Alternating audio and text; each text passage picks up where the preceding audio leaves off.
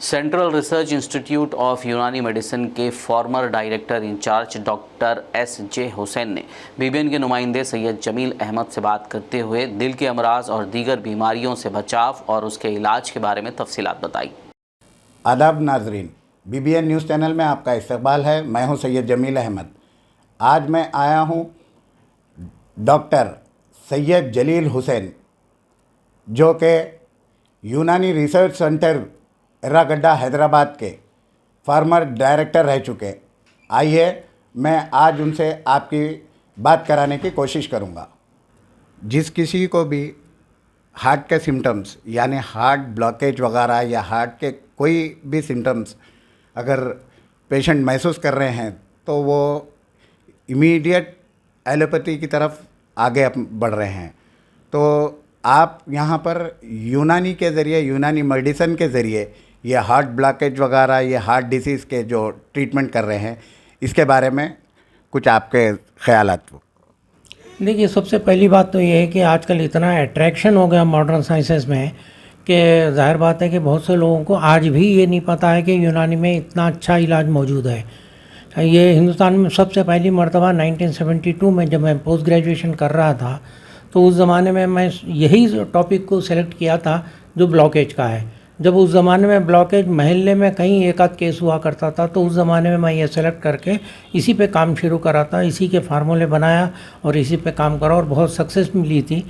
तो इसके अंदर बहुत सारी ऐसी दवाइयाँ हैं।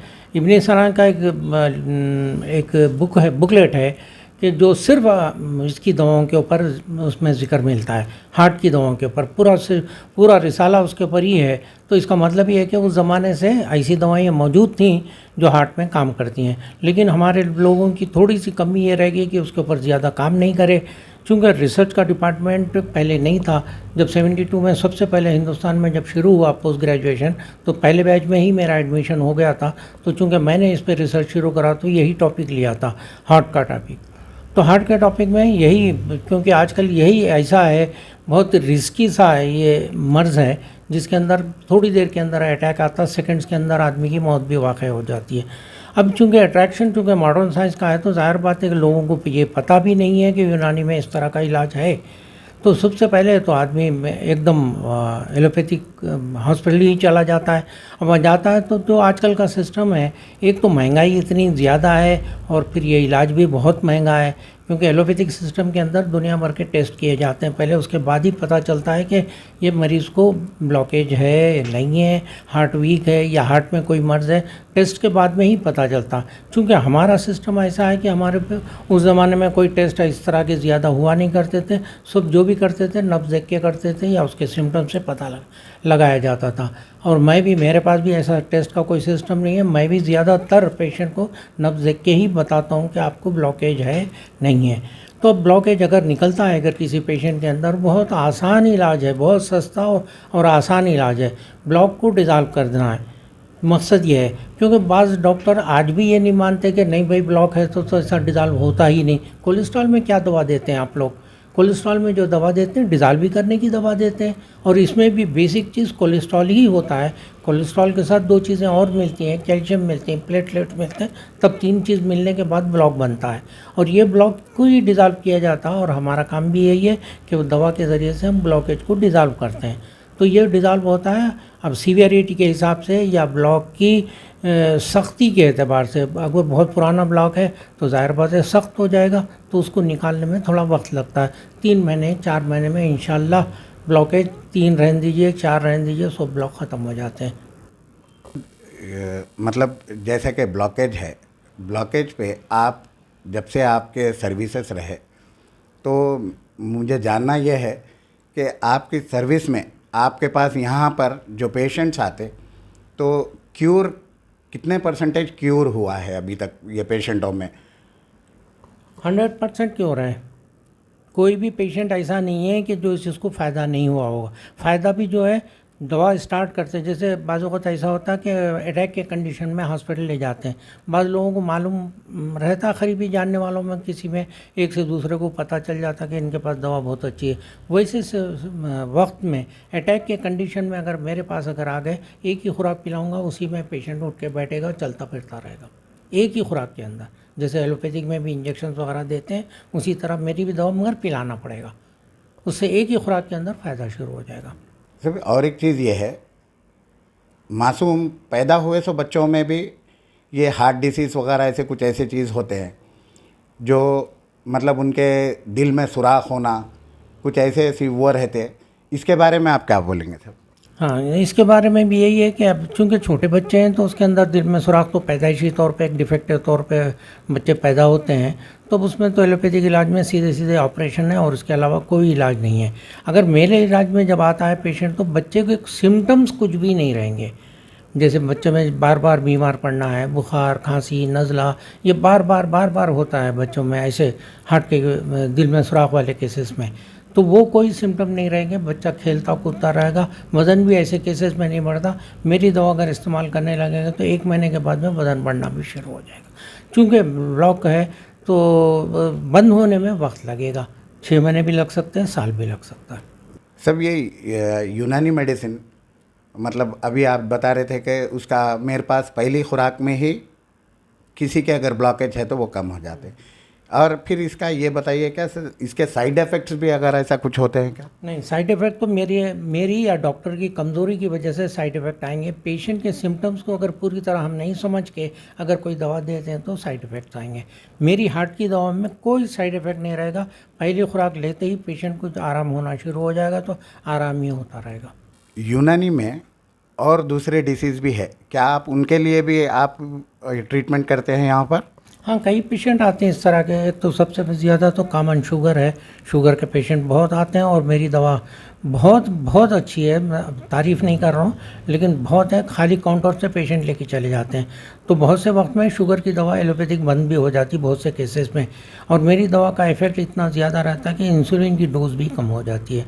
दूसरे पीसीओडी, आजकल लड़कियों में पीसीओडी या इंटरनल समझिए, उनके मर्ज जो है बहुत कॉमन है, उसका इलाज भी मेरी देसी दवाओं से, और उसके भी फार्मूले मेरे अपने बनाए हुए हैं, वो उसमें भी काफ़ी रिलीफ मिल जाता है। उसमें भी मैक्सिमम लिमिट है 3 महीने, 3 महीने के अंदर वो पीसीओडी बिल्कुल ख़त्म हो जाता है। अब दूसरे हैं प्रोस्टेट का प्रॉब्लम है, या कोलेस्ट्रॉल, तो अब तो बहुत कॉमन हो गया। कोलेस्ट्रॉल की दवा, यही मेरी ब्लॉकेज की दवा अगर कोलेस्ट्रॉल वाले पेशेंट को अगर देंगे तो 400 अगर कोलेस्ट्रॉल भी अगर आप रिपोर्ट में लेके आते हैं तो सिर्फ 10 दिन के अंदर नॉर्मल आ जाएगा। कोई हिंदुस्तान दुनिया में नहीं बनी ऐसी दवा 10 दिन में कोलेस्ट्रॉल नॉर्मल करने की। और दूसरा थायराइड बहुत कॉमन है आजकल, थायराइड की दवा भी उसमें मेरे देने का तरीका ये होता है कि 1 महीने तक तो मैं दवा एलोपैथिक की भी देता हूँ, अपनी दवा भी साथ चलाता हूँ। एलोपैथिक तो आमतौर पे लोग पहले से ही खाते हुए आते हैं, तो उसके साथ मैं अपनी दवा ऐड कर देता हूँ। जब वो करने तो 1 ही महीने के अंदर उनका बिलो नॉर्मल आ जाता है।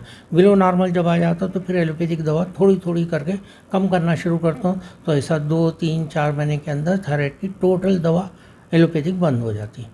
और उसके बाद में 1 महीना मेरी अपनी दवा चलाता हूँ, उसके बाद मेरी भी बंद हो जाती है। इस तरह थायराइड की दवा बिल्कुल ही नहीं रहती किसी पेशेंट में।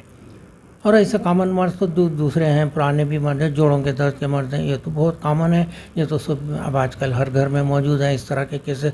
ऐसे तो रोज़मर्रा बहुत आते हैं पेशेंट इस तरह के। यूनानी में इसका इंस्टेंट ट्रीटमेंट वगैरह भी कुछ ऐसा रहता है फिर?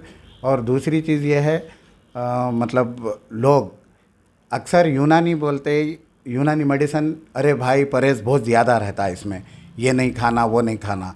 तो डॉक्टर साहब बताइए कि आप क्या इसमें आप जो दवाइयाँ देते हैं इसके ऊपर परहेज़ वगैरह कुछ ऐसा, मतलब शिद्दत से परहेज़ करना कुछ ऐसा रहता? नहीं, एलोपैथिक में भी है इस तरह का परहेज़। जैसे हार्ट के पेशेंट है, ब्लॉकेज के पेशेंट में डॉक्टर लोग भी परहेज़ कराते हैं, पानी कम पीना है, खट्टा नहीं खाना है, इस तरह का परहेज़ तो उनके पास भी है, वही परहेज़ मैं भी कराता हूँ। हमारे परहेज़ में भी यही 2 चीज़ें शामिल है कि खट्टा नहीं खाना है और पानी कम पीना है। अगर पानी ज़्यादा पिएंगे तो लंग्स के अंदर पानी आ जाने का डर रहता है, वो अगर आ गया तो फिर वेंटिलेटर पे भी जाना पड़ सकता है, दम चढ़ने की शिकायत बढ़ जाएगी। तो पहले पेशेंट को पहले से शिकायत है कि सांस फूलती है ऐसे पेशेंट में, तो उसके बाद में पानी अगर ज़्यादा पिएंगे तो और सांस फूलेगी, तो पेशेंट और परेशान हो जाएगा, तो उसमें फिर फर्स्ट एड देने की ज़रूरत भी पेश आ सकती है। तो इसलिए पानी कम पीना है। मैं बताया ना, अगर मर्ज सही पहचान लिए, ये तो फिजिशियन की कमी की बात हो सकती है, अगर मर्ज सही पहचान लिए और दवा सही चूज़ करे तो इमीडिएटली रिजल्ट आता। मैं बताया ना, हार्ट के केस में अब इससे ज़्यादा तेज़ किसी को पता ही नहीं है। आप एलोपैथिक में जाइए तो इमीडिएटली हार्ट के पेन के लिए सॉर्बिट्रेट देते हैं। मेरी एक खुराक पीना पड़ेगा, आप पीजिए, उससे तेज़ इफेक्ट मेरी दवा पे आ जाएगा, मेरा ब्लॉक भी डिजॉल्व होने लगेगा। तो बोलने का यहाँ मेरा मतलब ये है कि हमारे पहचानने के ऊपर है। मछान के सही दवा अगर चूज़ करेंगे तो इमीडिएटली रिजल्ट आता। अब बहुत सारे आते हैं मेरे पास, कोलेस्ट्रॉल के आते हैं बहुत ज़्यादा, नौजवान बच्चे तो दावतें वावतें खूब अटेंड करते हैं, कोलेस्ट्रॉल बढ़ाए हुए रहते हैं, आके खाली काउंटर पे से लेके जाते हैं। यही काढ़ा जो ब्लॉकेज का है, कोलेस्ट्रॉल की दवा दो बोल के काउंटर से लेके चले जाते हैं। तो वो बताया ना मैंने, 400 भी अगर कोलेस्ट्रॉल रहा तो 10 दिन के अंदर आपका कोलेस्ट्रॉल नॉर्मल हो जाता है। इससे तेज़ दवा तो आप खुद सोच, आप देख लीजिए, आप तो आपको इस तरह की बातें दुनिया में नहीं बनी ऐसी दवा, हिंदुस्तान तो दूर की बात है, इतनी तेज़ दवा है। तो वो दवा मैं ब्लॉकेज में देता हूँ, तो ब्लॉकेज कैसे नहीं क्लियर होगा। सब ये अभी बता रहे थे आप, ये सेब्रिटॉट कुछ ऐसी जो गोली है, ये मतलब हार्ट के सिम्टम्स घर में रहते हुए या रास्ते पे चलते हुए कुछ ऐसे सिम्टम्स आ जाते तो लोग ये गोली को इस्तेमाल करते हैं। क्या ये गोली अपने पास रखना, घरों में रखना, इसका इस्तेमाल करना कहाँ तक सही है? नहीं, सही है, कोई हर्ज नहीं है उसमें रखने में। वैसी दवा मेरे पास भी है, टैबलेट फॉर्म में मैं भी बनाता हूँ, है मेरे पास भी है। ज़बान के नीचे रखने वाली हर्बल टैबलेट है, वो भी वही काम करेगी जो एलोपैथिक है। एलोपैथिक में उसका इंग्रेडिएंट निकाल के बनाते हैं तो जाहिर बात है कि इमीडिएटली रिलीफ मिलेगा। मेरी दवा में कुछ सेकंड देर में रिलीफ मिलेगा, मगर करेगी दोनों सेम इफेक्ट रखेगी। लेकिन चूंकि मुश्किल क्या है, वो दवा इतनी इजीली अवेलेबल नहीं है यहाँ हिंदुस्तान में, बाहर से मंगाना पड़ता है, उसका क्रूड हालत में मंगाता हूँ मैं, मेरे पास भी है। तो वो उसकी टैबलेट अगर बना दिए तो वो टैबलेट आसानी से, वो वैसोडायलेटर बोलते हैं, इसी पे खून की नालियों को फैला देती वो दवाएँ। खाने में परहेज़, थोड़ी सी वॉकिंग करना, वॉकिंग तो कंपलसरी है, थोड़ी सी खाने में परहेज़। दावत जैसे अपने हैदराबाद में तो ख़ास तौर पे दावत के खाने कैसे हैं आप खुद सभी लोग जानते हैं, आप लोग, बहुत हेवी डाइट होती है, तो वो इसे खानों में परहेज़ करना है। सिगरेट पीते हैं, सिगरेट नहीं पीना, शराब पीते हैं, शराब नहीं पीना, तंबाकू गुटखा ऐसी चीज़ें इस्तेमाल नहीं करना, थोड़ी वॉकिंग और खाने में ध्यान रखना, बस इतना भी कर लेंगे तो हार्ट के मर्ज से सेफ रहेंगे।